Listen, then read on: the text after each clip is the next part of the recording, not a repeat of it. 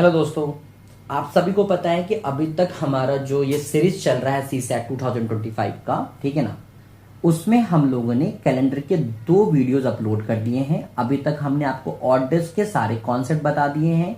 अगर date given हो तो डे कैसे फाइंड आउट करेंगे, ठीक है। दूसरा कि अगर कोई रेफरेंस डेट दिया हुआ है तो उससे डे कैसे फाइंड आउट करेंगे। इन दोनों के ऊपर क्वेश्चंस हो चुके थे। लास्ट वीडियो में हमने आपसे ये कहा था कि अगर आपको किसी भी पर्टिकुलर टॉपिक पे वीडियो चाहिए तो कमेंट बॉक्स में जरूर लिखिएगा।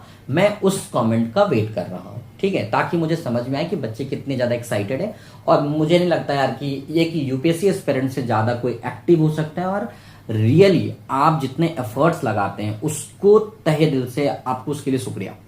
आप अपने माँ बाप का नाम रोशन कीजिए, कोशिश कीजिए बेटा कि हर संभव आपका सिलेक्शन 2025 में हो जाए। मुझसे जो भी हेल्प चाहिए, मुझसे जो भी बन सकता है, मैं आपके लिए करने के लिए रेडी हूं। 1, 2, 3, 4 एक दिन में जितने वीडियोस चाहिए आप वो बताइए, मैं उतने मल्टीपल्स वीडियोस आपके लिए अपलोड करूंगा, ठीक है। चलो, ये दूसरा वीडियो थोड़ा सा छोटा होगा क्योंकि ये बेसिकली कैलेंडर रिपीटेशन पे क्वेश्चन है। यहीं पे मैं कुछ क्वेश्चन एक्स्ट्रा भी ऐड करूंगा आज, जो कि मैंने आपको फर्स्ट डे प्रॉमिस किया था कि शायद क्वेश्चंस में चेंजेस आने के चांसेस हो सकते हैं, तो वो मैं थोड़ा सा ऐड ऑन करूंगा। बाकी इसके अलावा कुछ भी ज्यादा आज का वीडियो ये वाला काफी शॉर्ट होगा, ठीक है। अच्छा, एक और चीज, अगर आपको वीडियो लेंथी लग रहा है, बड़ा लग रहा है, तो भी मुझे कमेंट बॉक्स में बताइए। आपके कोई भी फीडबैक्स, किसी भी प्रकार के फीडबैक्स जरूर बताइए। हिंदी, इंग्लिश, बाइलिंगुअल, किसी भी प्रकार का अगर कोई दिक्कत हो रहा है कोशिश कीजिए। देखो, दिक्कत ये है कि मैं बहुत टाइम से ना इंग्लिश मीडियम के बच्चों को पढ़ा रहा हूं, तो मेरी हिंदी उतनी अच्छी है जितना होना चाहिए। मैं मतलब बात करने के हिसाब से, मुझे टर्मिनोलॉजी हिंदी में नहीं आती है, तो होप आप थोड़ा सा मैनेज कर सकते हैं। अगर स्टिल नहीं हो रहा है तो जरूर बताइए, मैं उस पर भी काम करके आपको वीडियोस और अच्छे से इंप्रूव करके दूंगा, ठीक है बेटा। चलो बढ़ते हैं आज के कॉन्सेप्ट की तरफ। देखो, आज का जो कॉन्सेप्ट है वो हमारा है कैलेंडर रिपीटेशन के ऊपर। कैलेंडर रिपीटेशन, अब देखो कैलेंडर रिपीटेशन की जब बात करते हैं, मतलब कि कोई भी कैलेंडर कितने साल के बाद दोबारा से आएगा, कैलेंडर रिपीटेशन की जो बात कर रहे हैं। तो कैलेंडर रिपीटेशन में ज्यादा कुछ नहीं करना है। अब आपको थोड़े थोड़े छोटे छोटे चीजें समझनी है। यहाँ पे पहली चीज क्या समझनी है कि किसी भी साल को हम अलग अलग तौर पे पढ़ते हैं। जैसे कि एक लीप ईयर, एक नॉन लीप ईयर। दूसरा क्या पढ़ते हैं, ऑर्डिनरी ईयर और सेंचुरी ईयर। तो आपको यहां पे मैंने लास्ट वीडियोस में बताया था, या आई थिंक फर्स्ट वीडियो में बताया था, कि जब सेंचुरी ईयर होता है तो उसको हम 4 से चेक करते हैं। किससे? 4 से डिवाइड करके चेक करते हैं, ठीक है। अब समझना, अगर आपने किसी भी साल को डिवाइड किया और आपका रिमाइंडर 1 आता है, ठीक है, एग्जाम्पल में बताऊंगा अभी। अगर आपका रिमाइंडर 1 आता है तो उस साल में आप दिए हुए साल में 6 जोड़ दीजिएगा।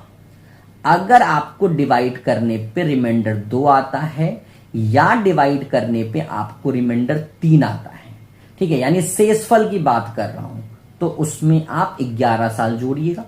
और अगर आपको डिवाइड करने पे शेषफल या रिमाइंडर 4 नहीं आता बेटा, 0 आता है, क्योंकि 4 से डिवाइड कर रहे हैं ना। 0 अगर आता है तो ध्यान रखिएगा उस वर्ष में 28 साल ऐड करना होता है। मैं वापस से एक बात समझाता हूं। देखो, जैसे कि एक रैंडम ईयर लेते हैं 2000, अभी हमने लास्ट क्वेश्चन ही करा था 2099। ये अगर मैंने क्वेश्चन लिया, मैंने पूछा कि बताओ भैया ये कैलेंडर कितने साल के बाद रिपीट करेगा, तो आपको कहना है ये है कि भाई ये क्या है, हमारा एक ऑर्डिनरी ईयर है। अब ये ऑर्डिनरी ईयर है। अच्छा, मैंने यहाँ पे एक चीज गलत लिख दिया है, शायद आप लोगों ने ध्यान दिया नहीं दिया, मुझे याद पड़ गया, वो सेंचुरी ईयर लिख दिया था, गलती से ऑर्डिनरी ईयर होगा, ठीक है। देखो, ये ऑर्डिनरी ईयर है, इसको मैं क्या करूंगा, 4 से डिवाइड करूंगा और देखता हूं रिमाइंडर कितना बचता है। कल मैंने एक बात बताई थी, पूरे नंबर को डिवाइड करने की आवश्यकता नहीं है। 99 को सिंपली 4 से डिवाइड करो, आप देखोगे यहाँ पे रिमाइंडर की वैल्यू 3 आती है। कितनी आती है? 3 आती है। रिमाइंडर 3 आने का मतलब ये है कि इस साल, ये जो साल है, ये जो कैलेंडर है, वो कितने साल के बाद रिपीट होगा बेटा। मैंने क्या लिखा है, जब रिमाइंडर हमारा 3 आता है तो उसमें कितना ऐड करना होता है, 11 साल ऐड करना होता है। यानी कि 2099 में 11 ऐड कर दीजिए, यानी कि 2110 में ये सेम कैलेंडर आ जाएगा। 2110 में यही सेम कैलेंडर आपको मिलेगा। जो 2099 का कैलेंडर है वो 2110 में मिलेगा, ठीक है। एक और एग्जांपल लेते हैं, जैसे मान लीजिए, अच्छा करंट ईयर की बात कर लेते हैं कि भाई जो हम अभी पढ़ रहे हैं, जो अभी हम कैलेंडर देख रहे हैं, वो कब रिपीट होगा। तो देखो 2025 है, इस पूरे नंबर से कोई मतलब नहीं, सिंपली 25 को आप 4 से डिवाइड करो। सिंपली 25 को अगर हम 4 से डिवाइड करते हैं तो हम क्या देखते हैं, रिमाइंडर की वैल्यू मुझे कितनी मिलती है, 1 मिलती है। कितनी मिलती है, रिमाइंडर की वैल्यू 1 मिलती है। और मैंने क्या कहा है, जब रिमाइंडर 1 मिलता है तो कितना ऐड करना है, 6 ऐड करना है। तो आप क्या करेंगे बच्चा, 2025 में 6 ऐड कर दीजिए, यानी ये कैलेंडर आपको 2031 में रिपीटेड मिल जाएगा। ये कैलेंडर आपको 2031 में रिपीटेड मिल जाएगा। ठीक है, तो आपको क्या करना है, अपनी कॉपी में ये ना थोड़ा पॉइंट नोट कर लीजिए, या तो इसका स्क्रीनशॉट लीजिए, मैं वापस से क्लीन लिख देता हूं। ठीक है ना, एक चीज अपनी कॉपी में नोट कर लीजिए, अगर रिमाइंडर 0 आता है तो आपको +28 करना है। अगर आपका रिमाइंडर 1 आता है, यानी शेषफल की बात कर रहा हूं बेटा, ठीक है, उसमें आपको +6 करना है। ठीक है, अगर आपका रिमाइंडर 2 या 3 आता है तो उस कंडीशन में आपको +11 करना है। मतलब जब शेषफल का मान 0 आए, ठीक है, किस कंडीशन में, नंबर को हम किससे डिवाइड करें, 4 से। ठीक है, जब दिए हुए वर्ष को अगर हम 4 से डिवाइड करते हैं और शेषफल हमारा 0 आता है तो वो कैलेंडर 28 वर्षों के बाद रिपीट होगा, उसमें 28 साल जोड़ देना होता है। ठीक है, उसमें कितना जोड़ देना होता है, 28 जोड़ देना होता है। ठीक, इसके अलावा एक चीज और नोट कर लीजिए, कहीं कहीं ये भी देखा गया, कभी कभी आपसे ये भी पूछ दिया जाता है कि बताओ एक ही वर्ष में यानी कि सेम कैलेंडर में एक ही वर्ष में कौन से मंथ के कैलेंडर सेम होते हैं। तो ये कहीं पे भी लिख लीजिए, अप्रैल जुलाई सेम होता है, अप्रैल एंड जुलाई का कैलेंडर सेम होता है। ये बाय डिफॉल्ट हर साल होता है, चाहे वो लीप ईयर हो नॉन लीप ईयर, उससे कोई फर्क नहीं पड़ता। अप्रैल जुलाई का कैलेंडर क्या बोल सकते हैं, आइडेंटिकल होता है, सेम होता है। इसको स्टार नोट करके नोट कर लीजिए। ये क्वेश्चन आपके ईयर से हट के अगर वो मंथ पे गया तो ये क्वेश्चन बन सकता है। ठीक है, चलो क्वेश्चन पे आते हैं। क्वेश्चन ये है कि बताइए 2009 का कैलेंडर, देखो 19 में पूछा, 2019 में 2009 के कैलेंडर के बारे में पूछा है। 2009 का कैलेंडर कितने वर्षों के बाद आएगा। पहले तो जस्ट पढ़ाया है, वीडियो को पॉज करो और बनाओ और आंसर देखो कितना आ रहा है, तब तक मैं सॉल्व कर लेता हूं। ठीक है, देखो 2009 की अगर मैं बात करता हूं तो मुझे सिर्फ 9 से मतलब है। अगर मैं 9 को 4 से डिवाइड करूंगा तो मेरा रिमाइंडर वैल्यू 1 आएगा, और सभी को पता है कि अगर रिमाइंडर 1 आता है तो उसमें +6 करना होता है। तो अगर मैं इसमें +6 करूंगा तो 9 6 15, आंसर मेरा 2015 आना चाहिए। ठीक है, कुछ नहीं होता, मतलब पलक झपकते, यार ये तो समझाने के लिए लिख रहा हूं, पलक झपकते तुम लोग बना सकते हो। इतना IQ लेवल एक यूपीएससी एस्पिरेंट्स का तगड़ा होता है। ठीक है ना, तो ये छोटी छोटी चीजें हैं, बहुत आसानी से कर सकते हो। ठीक है, और पैनिक नहीं होता है एग्जाम के लिए, कुछ भी पैनिक होने की आवश्यकता नहीं है। ठीक है, देखो अभी जैसे हम करंट ईयर में चल रहे हैं, ये क्वेश्चन 2024 में पूछा है, मतलब लास्ट ईयर का क्वेश्चन है कि बताइए 2025 का कैलेंडर कब रिपीट होगा। तो 2025 के कैलेंडर में अगेन वापस से आपको क्या करना है, सिर्फ 25 को डिवाइड करना है। तो 25 को अगर मैं 4 से डिवाइड करता हूं तो रिमाइंडर अगेन यहां से भी मुझे क्या मिल रहा है, 1 मिल रहा है। मुझे नहीं लगता कि इस क्वेश्चन का टिक मुझे लगाने की आवश्यकता है, क्योंकि आप सभी कहोगे सर इसमें बस 6 ऐड कर दीजिए और 2031 हमारा करेक्ट आंसर हो जाएगा। ठीक है, तो मेरे ख्याल से अभी जो आज इस वीडियो में भी जो मैंने समझाने की कोशिश की है तुम लोगों को, वो चीजें तुम्हें क्लियर हो रही होगी। ठीक है ना, कोई दिक्कत नहीं आ रही होगी, इतना मैं उम्मीद कर सकता हूं तुम लोगों से। ठीक है, फिर भी कोई भी कंफ्यूजन हो, कोई भी डाउट हो तो प्लीज बेटा बताओ। ठीक है ना, आप सारे मेरे लिए छोटे भाई बहन जैसे होंगे। ठीक है, और हम उम्मीद करते हैं कि उम्मीद नहीं यार, भरोसा है तुम लोगों पे यार, क्रैक करो यार, यूपीएससी क्रैक करो। ठीक है यार, बनो एक IAS IPS जो बनना है, FS जो भी आपने ड्रीम सोच के रखा है, सब ऑल द बेस्ट उसके लिए। ठीक है ना, चलो जाते जाते एक कॉन्सेप्ट आपको लास्ट बता के जा रहा हूं। ठीक है, एक स्टेटमेंट लिख लो कहीं पे भी नोट करके, the last day of a century, the last day of a century can not be, या कांट बी, या कैन नॉट लिख लेते, पूरा पूरा लिख लेते, क्यों अधूरा लिखना है, इसको पूरा लिख लेते हैं। कैन नॉट बी, ठीक है, TTS, क्या मतलब इसका, ये हो जाता है ट्यूसडे, ये हो जाता है थर्सडे, और ये हो जाता है सैटरडे। अब इसका क्या मतलब है वो समझा देता हूं। इसका मतलब ये है किसी भी शताब्दी वर्ष का, ठीक है ना, मैं हिंदी में लिख देता हूं, थोड़ी हिंदी मेरी खतरनाक है, समझ जाना। किसी भी शताब्दी वर्ष का, किसी भी शताब्दी वर्ष का वर्ष का अंतिम दिन,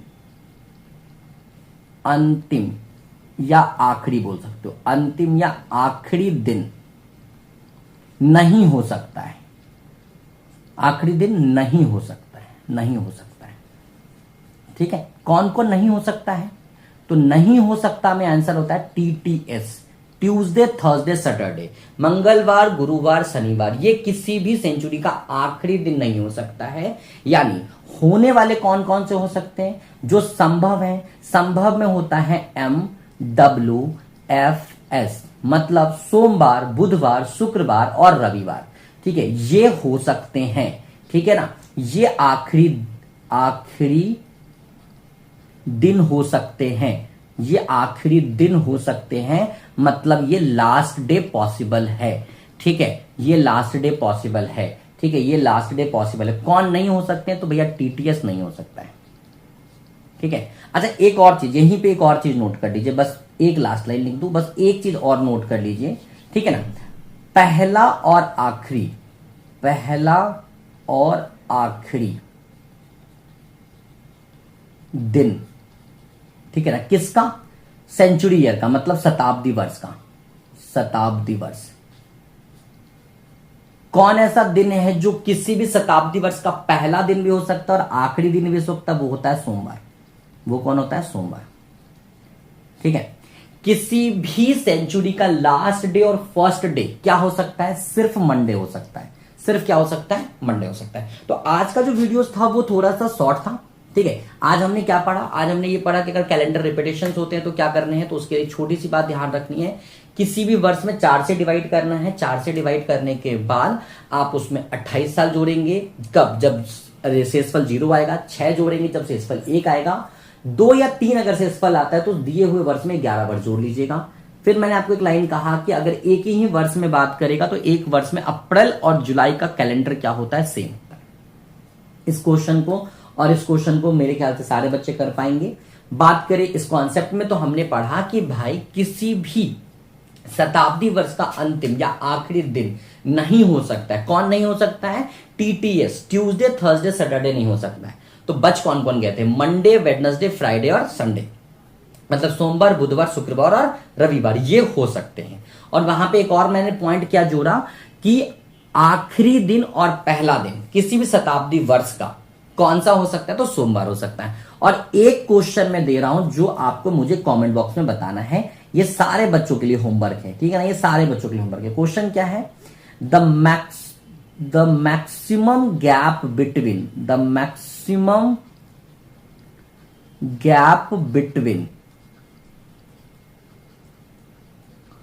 टू consecutive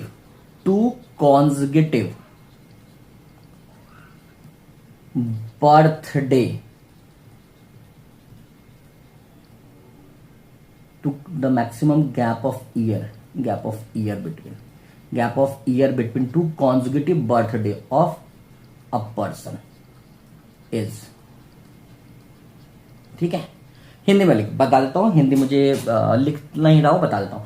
2 लगातार जन्मदिन के बीच में ज्यादा से ज्यादा कितने वर्षों का अंतर हो सकता है?